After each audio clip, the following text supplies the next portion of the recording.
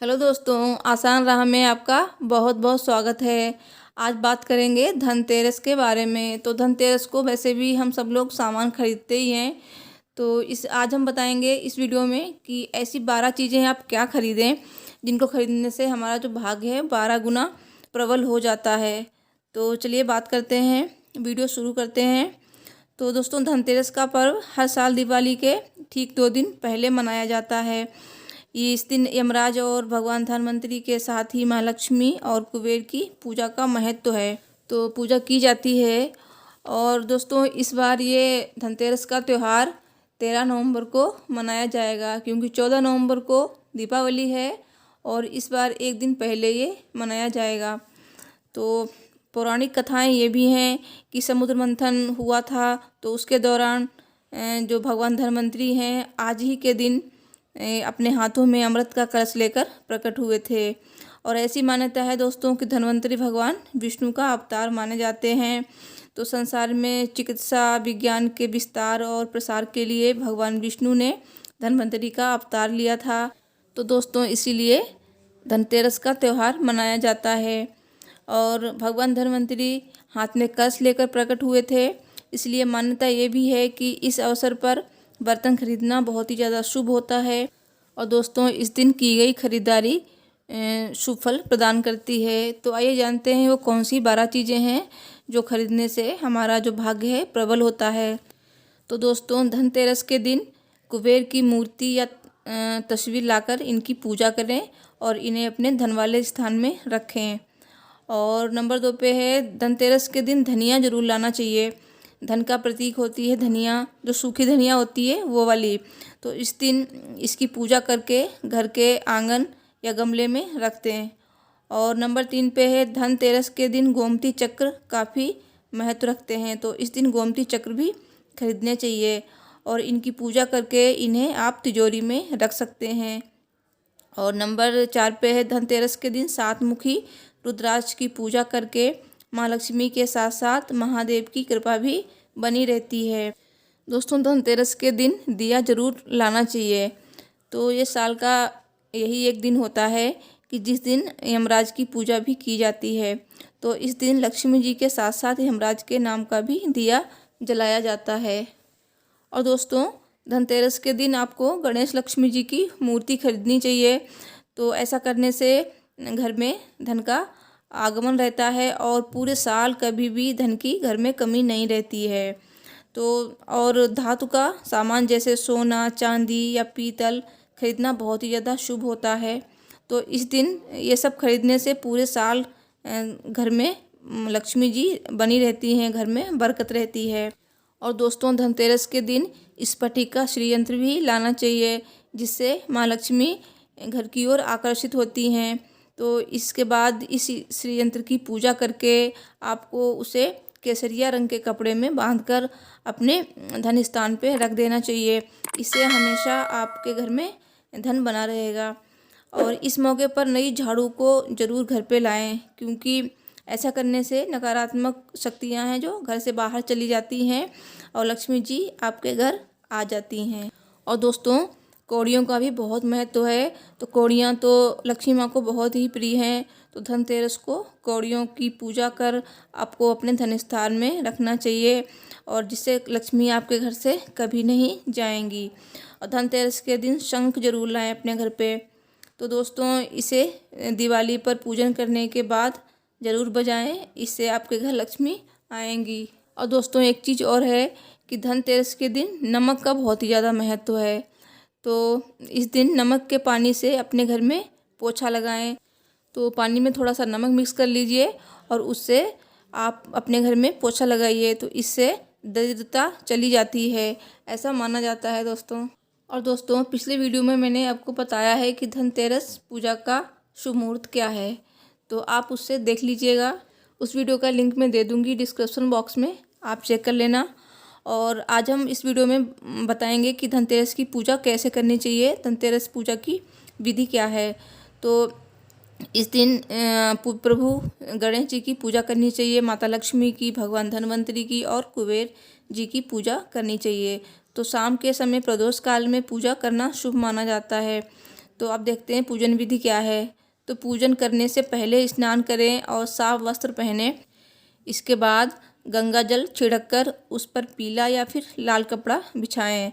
इस कपड़े पर प्रभु की, जैसे गणेश जी की, माता लक्ष्मी की और मिट्टी का हाथी, भगवान धन्वंतरी और भगवान कुबेर की मूर्तियां स्थापित करें। और सबसे पहले गणेश जी का पूजन करें, उन्हें पुष्प और दूर्वा चढ़ाएं। इसके बाद हाथ में अक्षत लेकर भगवान धन्वंतरी का मनन करें। अब भगवान धन्वंतरी को पंचामृत से स्नान कराकर रोली चंदन से तिलक कर उन्हें पीले रंग के फूल चढ़ाएं।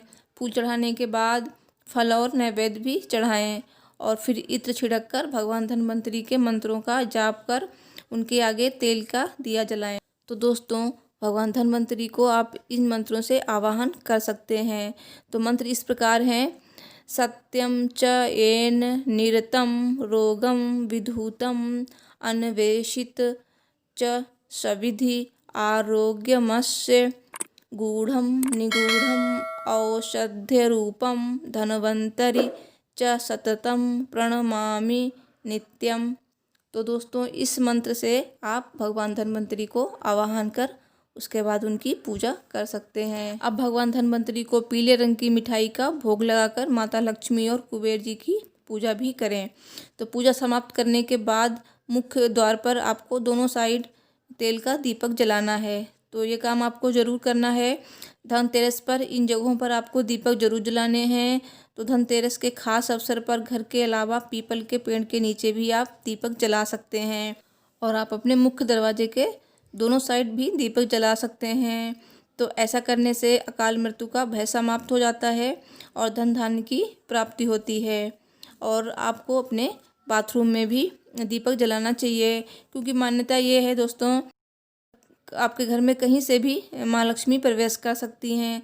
तो इस दिन आप यहाँ पे दीपक जरूर जलाएं और शमशान के समीप भी दीपक जला सकते हैं। अगर आप ऐसा कर सकते हैं तो करिए, नहीं तो मतलब आप अपने हिसाब से कर लीजिए। तो शमशान के समीप भी दीपक जलाना बताया गया है, शास्त्रों में बहुत ही शुभ फलकारी माना गया है। ऐसी मान्यता है कि शमशान के समीप इस दिन दिया जलाने से माँ लक्ष्मी की कृपा आप पर बनी रहती है।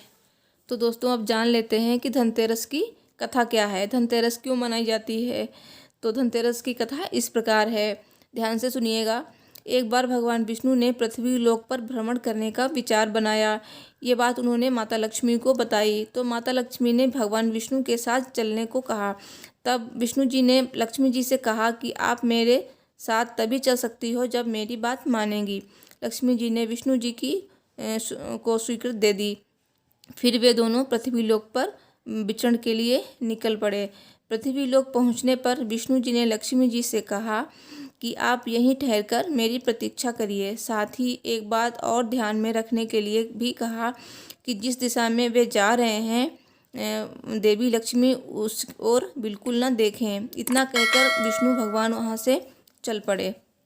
तो लक्ष्मी जी ने रुकने का बहुत प्रयास किया, लेकिन उनका मन नहीं माना। वे विष्णु जी के पीछे चल दी। थोड़ी दूर पर जाने के बाद उन्होंने सरसों का एक खेत देखा।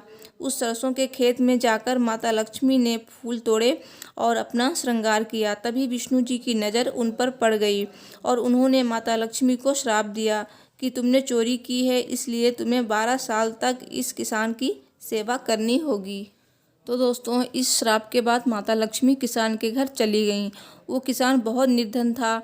जब लक्ष्मी माता वहाँ पहुँची तो उन्होंने किसान से कहा कि मैं अब आपके घर में रहना चाहती हूँ। तब किसान ने एक बूढ़ी औरत का रूप धारण किए हुए माता लक्ष्मी को देखकर हाँ कह दिया। किसान ने के घर माता लक्ष्मी का वास हो गया और धीरे धीरे धन से उसका घर परिपूर्ण हो गया। तो दोस्तों, इस तरह 12 वर्ष बीत गए। तो 12 वर्ष बीत जाने के बाद विष्णु जी ने माता जी को चलने के लिए कहा। तब किसान ने माता लक्ष्मी को विष्णु जी के साथ भेजने से इनकार कर दिया। तब माता लक्ष्मी ने किसान से कहा कि तेरस के दिन घर को अच्छी तरह से साफ करो।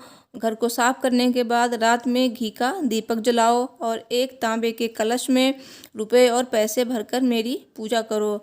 ऐसा करने से मैं साल भर तुम्हारे समीप रहूँगी। तो किसान ने ऐसा ही किया और उसके घर पर लक्ष्मी माता का आशीर्वाद बना रहा। तभी से मान्यता है कि तेरस के दिन धन की देवी की पूजा करने से माँ लक्ष्मी की कृपा प्राप्त होती है दोस्तों। तो तभी से ये धनतेरस का त्यौहार मनाया जाने लगा। तो दोस्तों ये मान्यताएं शास्त्रों द्वारा बताई गई हैं। और अगर आपको मेरी ये वीडियो अच्छी लगी हो तो प्लीज़ मेरे चैनल को सब्सक्राइब कीजिए और मेरे वीडियो को लाइक कीजिए। मिलती हूँ एक और ऐसे नए वीडियो के साथ। तो अपना कीमती समय देने के लिए बहुत बहुत धन्यवाद। बने रहिए मेरे साथ और देखते रहिए आसान राह। माँ लक्ष्मी अपनी कृपा हम सब पर बनाए रखें।